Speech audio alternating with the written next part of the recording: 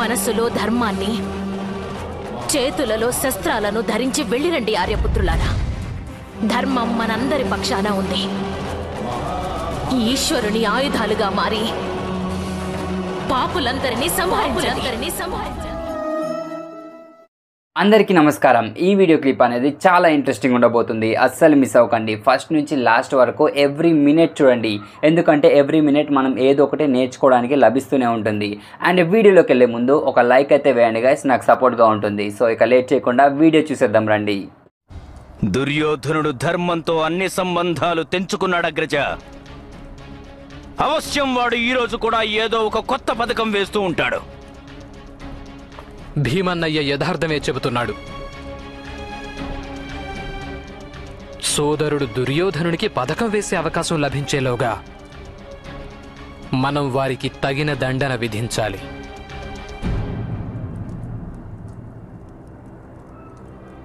సర్పాన్ని పట్టుకునేందుకు బలం కంటే ముఖ్యమైనది వేగమే కదా అగ్రజ. కానీ మనం ఆక్రమణ చేసే ముందు పితామహుల అనుజ్ఞ అవసరం కాదా? మన ఆక్రమణకు ప్రత్యుత్తరం ఇవ్వడానికి మారుగా ఒకవేళ పితామహులు రణభూమికి విచ్చేస్తే అప్పుడు మనమేం చేయాలి? పితామహులు రణభూమిలో మనకు ఎదురు నిలవరు.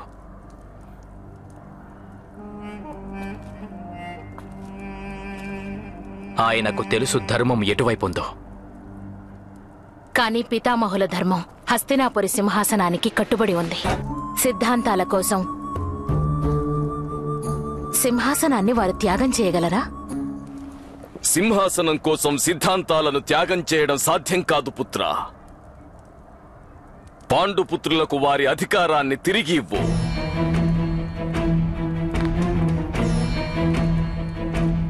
వస్త్రాన్ని ఎండబెట్టేందుకు కొంతవరకు మాత్రమే పిండగలము పుత్ర. దానిని పోగులుగా తీసి ఎండబెట్టరు పుత్ర. పాండవులను ఇప్పటికే ఎంతో బాధించారు మీరు. ఇప్పుడు వారికి గౌరవపూర్వకంగా వారి సంపదను వారికి తిరిగి ఇవ్వడమే ధర్మము. పాండుపుత్రుల ధైర్యాన్ని నీవు తక్కువ అంచనా వేస్తున్నావు పుత్ర దుర్యోధన. అర్జునుడు యుద్ధానికి రావలసిందిగా ఆహ్వానించాడు. వారి సంపదను తిరిగి ఇవ్వు. యుధిష్ఠిరుని సింహాసనాన్ని కూడా. నేను వారి సంపదను తిరిగి తీసుకునేందుకు ఒప్పిస్తాను. వారి అధికారాన్ని వారికి తిరిగి ఇవ్వు. వారు తమ పితామహుని మాటను ఎప్పుడూ తిరస్కరించరు. పాండవులకు దయాభిక్ష కోరుతున్నారా మహితాత్మ? వారి కోసం యాచిస్తున్నారా? అయితే తిరిగిచ్చేస్తాం పాండవులకు వారి సంపదను. కానీ దయతో సింహాసనాన్ని పొందడం సాధ్యం కాదు కదా మహామంత్రి. ఒకవేళ అధికారాన్ని పొందాలనుకుంటే క్షమించాలి మహామహితాత్మ. వారి అధికారం మాకు సమ్మతం కాదు. పాండుపుత్రులు తమ అధికారాన్ని దక్కించుకునేందుకు సంసిద్ధులవుతున్నారు గాంధార రాజా. క్రోధంతో ప్రతీకారంతో ఈ భూమిపై వారు ఆక్రమణ చేస్తే రాజ్యం సర్వనాశనమవుతుంది. పుత్ర ధృతరాష్ట్ర, ఉచిత నిర్ణయం తీసుకుని ఈ సంఘర్షణను నివారించు. సంఘర్షణ అంటే ఇరుపక్షాలు ఉండాలి కదా పెద్దండ్రి. మీరు పాండవులకి నచ్చ చెప్పండి. వారికి తెలియజెప్పండి ఆ రోజు సూర్యాస్తమయం అయిందని. సగౌరవంగా వారి అధికారాన్ని వారికి తిరిగిస్తామని. ఇప్పుడు ఒకవేళ వారే దాడి చేసేందుకు వస్తే మనం మౌనంగా ఉండిపోలేము కదా. మీరు వెళ్ళి పాండవులకి తెలియజేయండి, ఒక రాజ్యంపై ఆక్రమణకు వెళ్లే అధికారం ఇంకొక రాజుకు మాత్రమే ఉంటుందని, వనవాసులకు ఉండదని. సమ్రాట్ యుధిష్ఠిరునకు! సమ్రాట్ యుధిష్ఠిరునకు! సామ్రాజ్ఞి ద్రౌపదికి, సామ్రాజ్ఞి ద్రౌపదికి.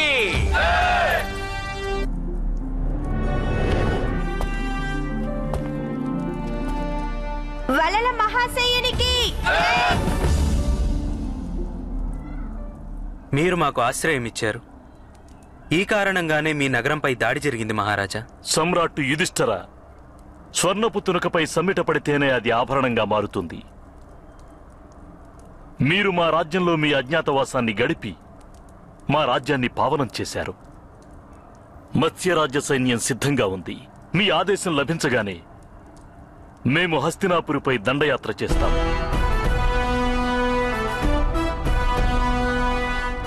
మీతో స్నేహం మాకెంతో ఆనందాన్నిస్తుంది మహారాజా. కానీ పర్వత శ్రేణిపై కూర్చుని ఆకాశాన్ని స్పృశించాలనుకునే వారికి స్వయంగా సామర్థ్యం ఎలా ఉంటుంది? వద్దు, సైనికులు యుద్ధం చేయరు మహారాజా. 5 సోదరులం మా సామర్థ్యంపై ప్రతిజ్ఞ చేశాం. కావున మా సామర్థ్యంతోనే దానిని పూర్తి చేస్తాం. శీఘ్రమే మా 5 రథాలు హస్తినాపురి ద్వారం వద్దకు వెళ్లి నిలుస్తాయి. ధృతరాష్ట్ర మహారాజు యొక్క 9 పుత్రులను దండించేందుకు. 9 కాదు పాంచాలి,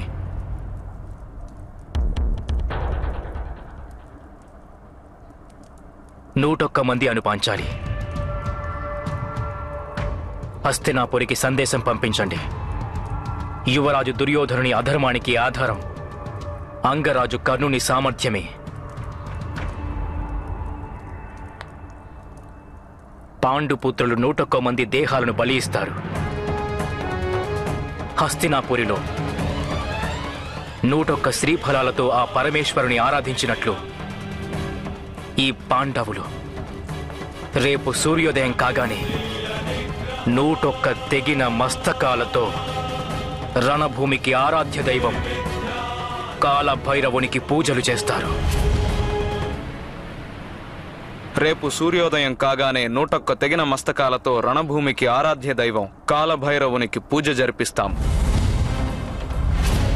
పాండుపుత్రులకు ఎంత సాహసం! వారు నన్ను యుద్ధానికి ఆహ్వానిస్తారా? నా మస్తకాన్ని ఖండించాలని కలలు కొంటున్న వారికి నేను నిద్ర లేకుండా చేస్తాను సదా శాశ్వతంగా. కాలభైరవుడు పాండవుల పంచమస్తకాలతోనే తృప్తి చెందగలడు మిత్రమా. మీపై ఆక్రమణకు వచ్చిన ప్రతి ఒక్క వ్యక్తిని నేను వధిస్తాను. నా సామర్థ్యంపై మీరు నమ్మకం ఉంచండి. తమరెందుకు ఇంతగా ఉద్రిక్తులవుతున్నారు అంగరాజకర్ణ? హస్తినాపురి పక్షాన శస్త్రాన్ని ఎత్తే అధికారం తమరికెవ్వరూ ఇప్పుడు ఇవ్వలేదు.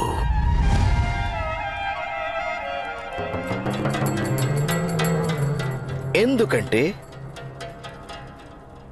అధికారానికి ఇంకొక పేరు బాధ్యత.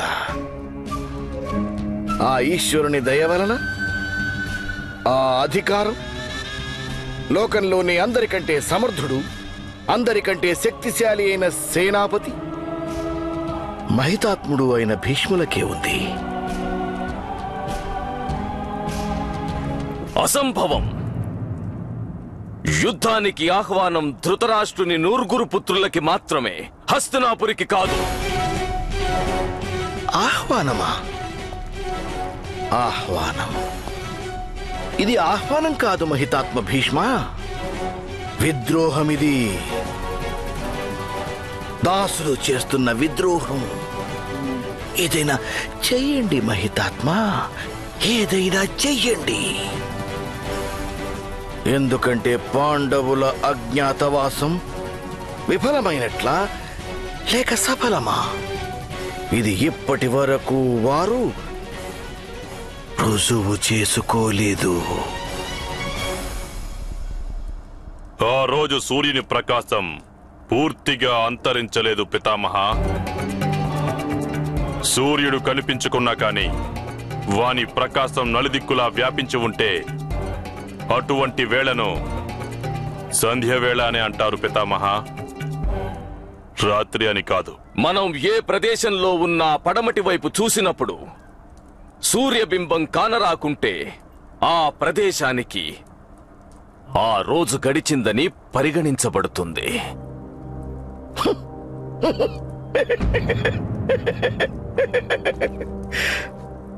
ఇప్పుడు ఈ ప్రశ్న ధర్మ సందేహమైంది మహితాత్మ.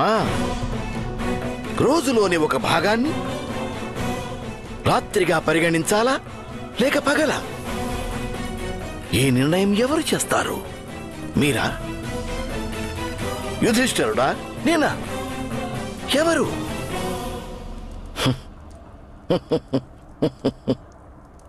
అంటే వారి ఆహ్వానం, వారి ఆక్రమణ రెండూ కూడా అధర్మమే.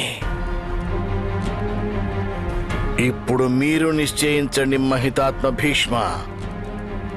ఇక తమరు ధర్మం పక్షాన ఉంటారా లేక పాండవుల పక్షాన? మనసులో ధర్మాన్ని, చేతులలో శస్త్రాలను ధరించి వెళ్ళిరండి ఆర్యపుత్రులారా. ధర్మం మనందరి పక్షాన ఉంది. ఈశ్వరుని ఆయుధాలుగా మారి పాపులందరినీ సంహరించండి.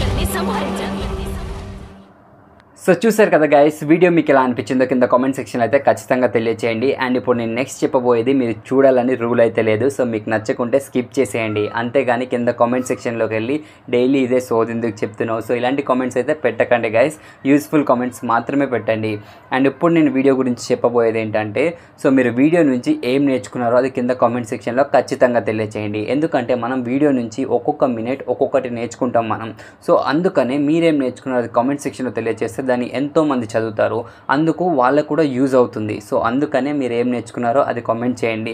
అండ్ ఏమీ లేదు అంటే జై శ్రీ కృష్ణ, జై శ్రీ రాధాకృష్ణ, సో ఇదన్నా టైప్ చేయండి. అండ్ అలాగే మనం హరహర మహాదేవ, జై గణేష ఈ సీరియల్స్ కూడా అప్లోడ్ చేస్తున్నాం. కాకపోతే అది ఈ ఛానల్లో చేయడం కుదరదు, ఎందుకంటే ఇందులో ఆల్రెడీ మనం రాధాకృష్ణ పెడుతున్నాం అండ్ అలాగే ఇంకొక సీరియల్ పెడుతున్నాం. సో అందుకని వేరే ఛానల్ అయితే పెడుతున్నాను. దాని ఛానల్ కింద డిస్క్రిప్షన్లో అయితే ఆ ఛానల్ లింక్ అయితే ఉంటుంది గైస్. సో వెళ్ళి అందులో మీరు చూడొచ్చు. హరహర మహాదేవ అండ్ అలాగే జై గణేష సీరియల్స్ కూడా వస్తాయి అందులో. సో అది గైస్. అండ్ ఇంకొక పాయింట్ ఏంటంటే, చాలామంది కామెంట్స్ చేస్తున్నారు వాళ్ళని చూసి నేర్చుకోండి, వీళ్ళని చూసి నేర్చుకోండి అని. అసలు యూట్యూబ్లో ఇలాంటి కంటెంట్ అనేది పెట్టడం స్టార్ట్ చేసింది మనమే గైస్. సో మనల్ని చూసి చాలామంది ఇన్స్పైర్ అయి చేశారు. నేనైతే మనల్ని కాపీ కొట్టేశారని నేను అనట్లేదు, మనల్ని చూసి ఇన్స్పైర్ అయి పెట్టారు అని చెప్తాను.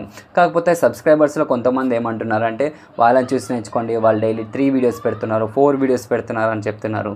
సో నేనైతే మీకోసం అని డైలీ 3 వీడియోస్ అనేవి అప్లోడ్ చేస్తున్నాను. రాధాకృష్ణ అప్లోడ్ చేస్తున్నాను, మహాభారత్ అప్లోడ్ చేస్తున్నాను అండ్ అలాగే ఎక్కడ లభించని హరహర మహాదేవ అనేది కూడా అప్లోడ్ చేస్తున్నాను గైస్.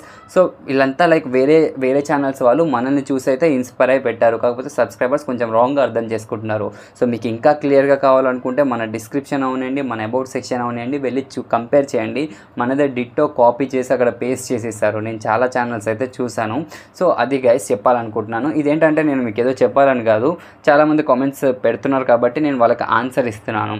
అండ్ ఇంకొక విషయం వచ్చేసి, వీడియో అనేది లాంగ్గా పెట్టండి అండ్ అలాగే ఫుల్ స్క్రీన్ పెట్టండి అంటున్నారు. సో అది పెట్టడం కుదరదు గైస్, ఎందుకంటే కాపీరైట్ క్లెయిమ్స్ అండ్ స్ట్రైక్స్ అనేవి వస్తాయి. సో అలా పెడితే మన ఛానలే రిస్క్లో ఉంటుంది. సో ఎందుకనే పెట్టడం కుదరదు, అర్థం చేసుకోండి. అండ్ అలాగే వీడియో లెంత్ అనేది పెంచుతాను గైస్. సో వీడియో లెంత్ కూడా పెంచుతున్నాను. మీరు మరీ బొత్తుగా 5 మినిట్స్ 6 మినిట్స్ పెడుతున్నారు, మీరు అంతసేపు మాట్లాడుతున్నారు అంటున్నారు. సో నేను మాట్లాడేది మాత్రం ఏమి చూడకండి, వీడియో చూసేయండి అండ్ మీకు నచ్చింది కామెంట్ చేసేయండి, వెళ్ళిపోండి. సో అంతే గైస్. అండ్ వీడియోని లైక్ చేయడం మాత్రం మర్చిపోకండి, ఎందుకంటే చాలా మందికి రీచ్ అవుతుంది. మన ఈ సీరియల్స్ ఉన్నాయని ఎంతో మందికి తెలీదు చాలా మందికి. సో వాళ్ళకి తెలుస్తుంది, వాళ్ళు కూడా చూడడం అనేది స్టార్ట్ చేస్తారు. సో ఇది నేను చెప్పాలనుకుంటున్నాను గైస్. అండ్ నెక్స్ట్ వీడియోలో కలుద్దాం. జై శ్రీకృష్ణ.